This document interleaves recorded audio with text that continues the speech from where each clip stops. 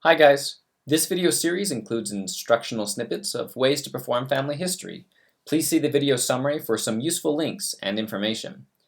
Today I want to provide some quick instruction on how to convert a recently deceased relative from a private living record to a public deceased record on FamilySearch.org. This is very important and non-intuitive task on FamilySearch.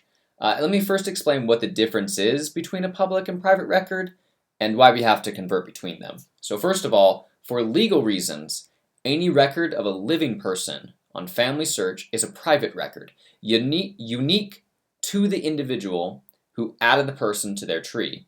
This means any information added to a living person will only be seen by the person who adds it.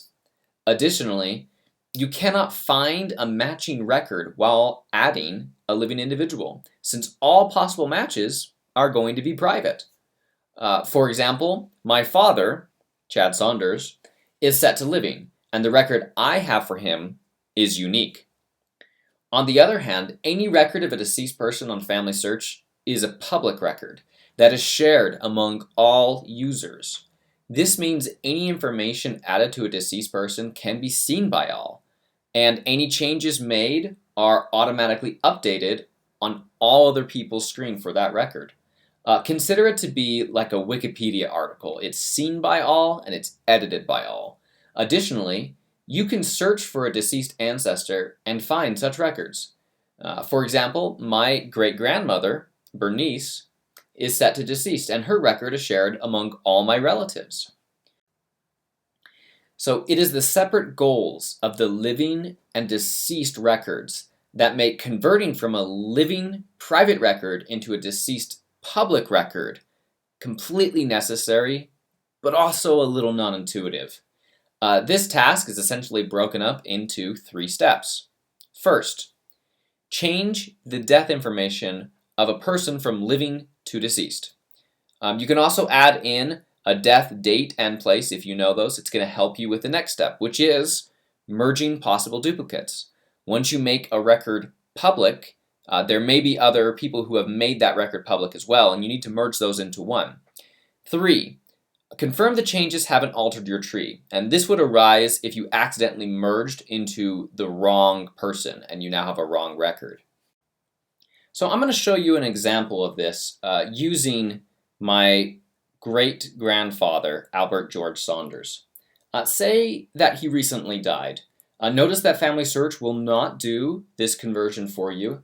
I have to manually change his information from living to deceased. So I'll first find him on my pedigree, which I've already done, and I'm going to go to his person page.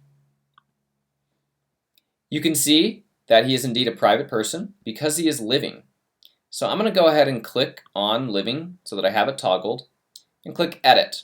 From here, I'm going to instead choose deceased, and then I'm going to enter in his death date and place as I best know it.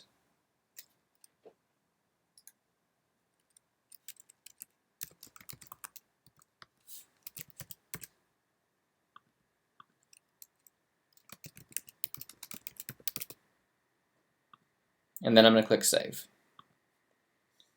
So he's now a deceased individual. We can see that he is no longer a private record. He is public for everyone to see. And now what we want to do is we want to make sure that no one else has also made a public record of him. First of all, we want to make sure that any type of vital information about him that would also be pertinent to trying to search for a public record like him is already there, such as middle name if he had any, accurate birth, place, and date. And then we're going to go ahead and go to possible duplicates. So in possible duplicates, I'm going to see if anyone has already created a public record for this person. Remember, any user who has had this person on their family tree could have already converted their own living private record of this person to public. We want to merge into that public record if it exists. I can see here that indeed someone has already converted my great-grandparent to a public record, so I will merge my record into theirs. We'll see here that FamilySearch wants me to switch so that their record is the main one. And that's because most of the time, their record is going to be more accurate, and we can simply ignore the information we've added and just finish the merge, excluding one vital point. So we can see here that all of these types of vital information, we can ignore it. Theirs is going to be more accurate. The one thing we want to make sure, though, is the way that we are connected to this deceased person is added, which for me is my grandpa, Robert Saunders. So I'm going to make sure he is added as a child to Albert. Everything else I can ignore because they already have that accurate information for me. And I'm going to click Continue Merge. I don't need to explain why, and I wait for that to finish. Now we have a combined record between us, and we haven't created multiple public records of the same person. After we wait for this merge to complete, what we want to do is go back to the pedigree, wait for it to reload, find the person again, and just make sure that the ancestors of this relative haven't been altered, meaning we've merged into the wrong record. If so, we can always go back to the person page, go to Show All Changes, and modify anything that we've done here and just undo it all, including the merge. Right now, this is merged correctly for me, so I don't need to do that. But that's it. You've successfully converted a living record to a deceased one.